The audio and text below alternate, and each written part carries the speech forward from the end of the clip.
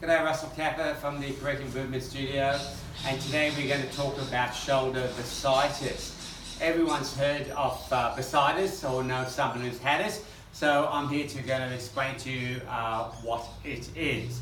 So in your shoulder, it's a fairly tight, compacted joint. There's not much room in there for laxity. Otherwise, you're going to get a subluxation, or that shoulder is going to pop a lot easier.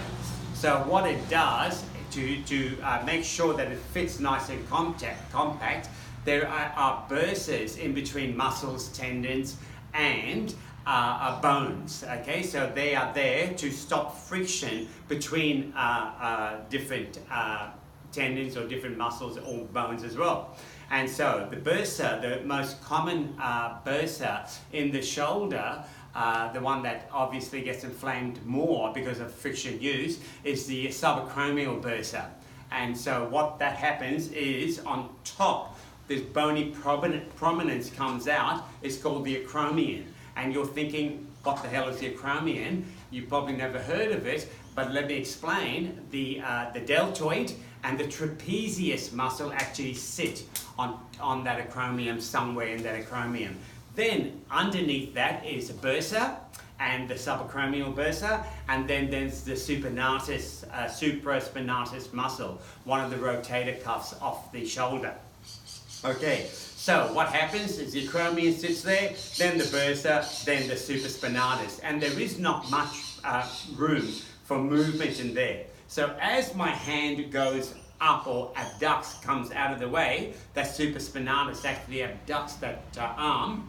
The the humerus depresses, and as it depresses, it opens up, so it glides into that space, right? But what happens is when I get an overuse injury or traumatic injury, or pressure is created in that shoulder joint, or repetitive use, too many overhead presses, too many shoulder presses, too much abduction, overuse, repetitive injury, what's going to happen, instead of it depressing and lifting that humerus, it actually jams up. And as it jams up, I'm going to have impingement, okay? And that impingement is through a nerve, which is the suprascapular nerve, and that starts from C5 to C6 in the neck. It comes under the acromion, under the supraspinatus, through that notch and into the infraspinatus. Now that supraspinatus actually abducts the arm, and the infraspinatus externally rotates the arm. So there's a lot of motion in abduction and external rotation.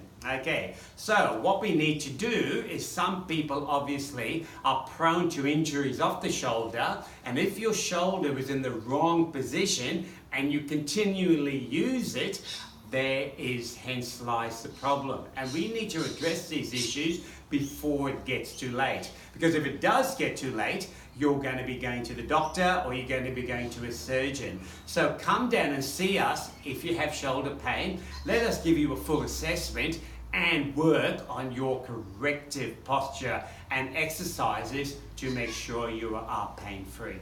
Thank you.